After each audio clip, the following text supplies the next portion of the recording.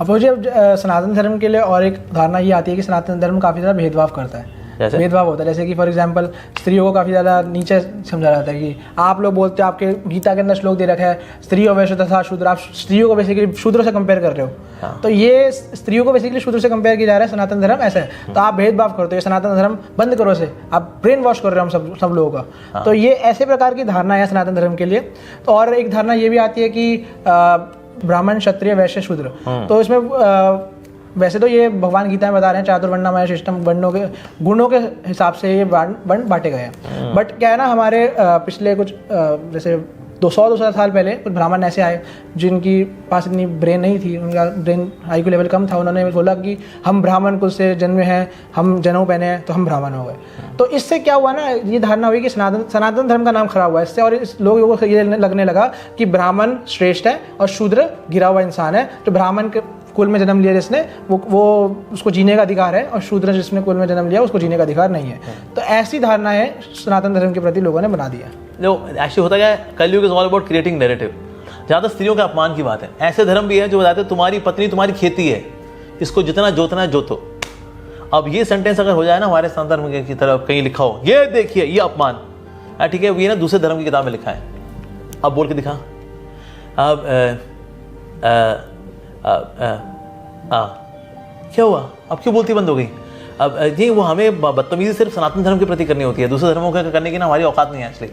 इसीलिए तो इसीलिए अगर आप देखें जितना स्त्री का अपमान दूसरे धर्मों में है ना, माय गॉड, मतलब बिकती हैं औरतें वहां पर, लोग ले करके उनको बेचते हैं, उनको सेक्स स्लेव बनाते हैं। हिंदूज की कोई हिस्ट्री नहीं है where we have made women sex slaves. मतलब कोई ऐसा कोई इंडिविजुअल कोई रहा हो तो रहा, पर as a culture generation after generation as a social norm ladies getting sold as sex slaves. और ऐसा हम देखते हैं कई देशों में है, हमारे पड़ोसी मुल्क हैं, बहुत बढ़िया उनके हाल हो रखे हैं आजकल। हालांकि यहाँ सिलेंडर भी 1000 रुपये किलो मिल रहा है। तो दैट इज, तो ऐसे कई सारे देश भी हैं जहाँ पर कि स्त्रियों का इतना अपमान है, लेकिन वो बोल के दिखाए चीका पूपा पीबो, तब पीपनी निकल जाती है इनकी। तो सनातन धर्म कह पाया ये स्त्री, इसमें लिखा है स्त्री वैश्य सदा शूद्र, सब पूरा श्लोक तो पढ़ लो, उसमें लिखा है ये सब के सब भक्ति करने के योग्य हैं। तो वहाँ पर बेसिकली स्त्री को शूद्र नहीं बताया जा रहा, वहाँ ये बताया जा रहा है चाहे कोई व्यक्ति सोशली कहीं किसी भी तरह बैकग्राउंड से आ रहा हो, वन कैन डू भक्ति। तो भक्ति की यूनिवर्सल एप्लीकेशन समझाई जा रही है वहाँ पर, ना कि बता रही वो शूद्र है, ये है वो। अरे उसका अगला श्लोक क्या है, उसके अगले श्लोक में भगवान बता रहे हैं तो ब्राह्मण क्षत्रिय तो करते ही करते हैं। इवन जो यूजली माना जाता है कि ये कहाँ करेंगे, स्त्रियां हैं, ये मेहनत करने वाले शूद्र लोग हैं, ये कहाँ, ये भी भक्ति करके जन्म मृत्यु चक्कर से निकल करके धाम जा सकते हैं। So becoming a Vaishnav is even greater than becoming a Brahmin. और वैष्णव कोई बन सकता है, चाहे स्त्री हो पुरुष हो, लाइक दैट व्हाटएवर। तो इसलिए दैट मीन्स हमारा जो सनातन धर्म है is very respectful to women.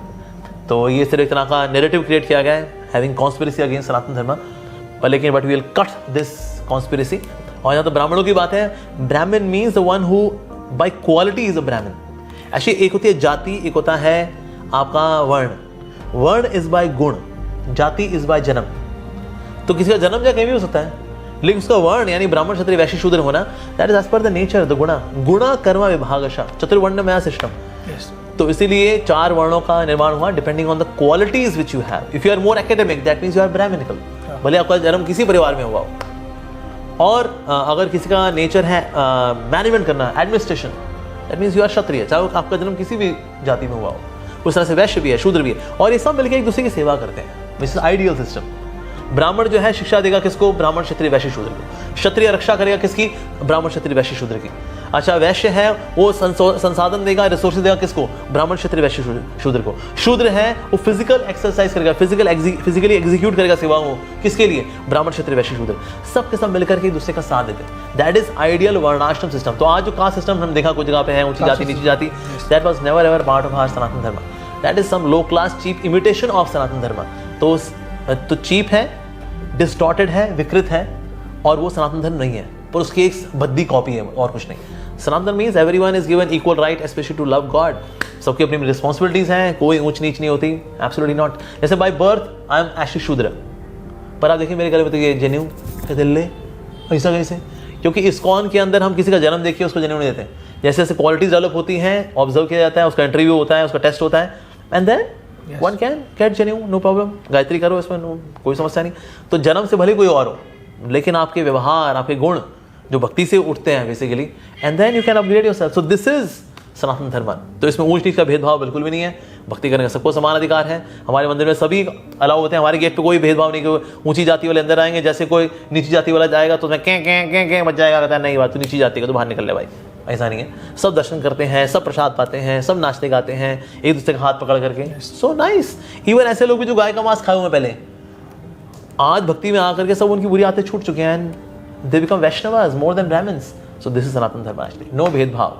ऐसे तो वो जी जैसे कि ब्राह्मणास की बात आ रही है, तो ब्राह्मण जब जन्म लेते हैं उसके मदर की वॉम से वो वॉर्म्स भी आते हैं कुछ निकल के, उनको भी जन्म पे ना सकते हैं। सही बात है भाई, जो ब्राह्मण की कोख से अगर जन्म ले तो ब्राह्मण है, फिर तो वहाँ से कीड़े निकलते हैं, वो भी ब्राह्मण कहलाए, उनको जन्म पहनाना चाहिए। ऐसे वो जी और ना एक एग्जांपल और एक ये है, जैसे हम देखते हैं कि पहले के जैसे आज भी है कि कुछ ऐसे एंशिएंट टेम्पल्स हमारे इंडिया में सनातन धर्म के, जैसे जगन्नाथ टेम्पल है, उसमें कहा जाता है कि मलेच्छों को और जो शूद्र कैटेगरी है उनको एंट्री नहीं मिलती।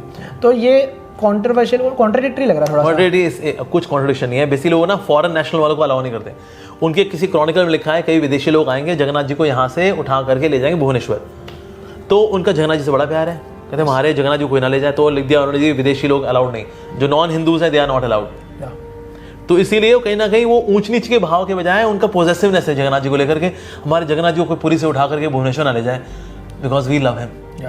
तो इसलिए उन्होंने ऐसा लिखा हुआ है कि okay Hindus are not allowed, even though जो हमारे यहाँ हरे कृष्णा डिवोटीज उनको अलाउ नहीं करते कि अगर क्या पता भेज बदल के आए हो तो इसलिए वो ऐसा कर देते हैं, but we see the feeling behind that. So इसीलिए हम उसमें फिर ज़्यादा उनको कुछ क्रिटिसिज्म हमारा ऐसा। और इस प्रकार के लोग जो जिनकी आईक्यू लेवल कितना डाउन है, वो लोग इसको समझते हैं कास्ट सिस्टम, और उन लोगों ने इनका नाम खराब कर रखा है। हाँ ना, जब जगन्नाथ जी का प्रसाद बढ़ता है तो उसमें ऊंची जाति नीची जाति बिल्कुल नहीं देखी जाती। आनंद बाजार के अंदर जगन्नाथ जी का प्रसाद है, लाखों लोग खाते हैं उसके अंदर बिना किसी भेदभाव के। तो इसीलिए ऐसा कुछ भी नहीं है कि there is any filtration in terms of जाति, पर एक पोजेसिवनेस होगी कहीं नॉन हिंदू आके हमारे जगन्नाथ जी को किडनैप करके भुवनेश्वर न ले जाए।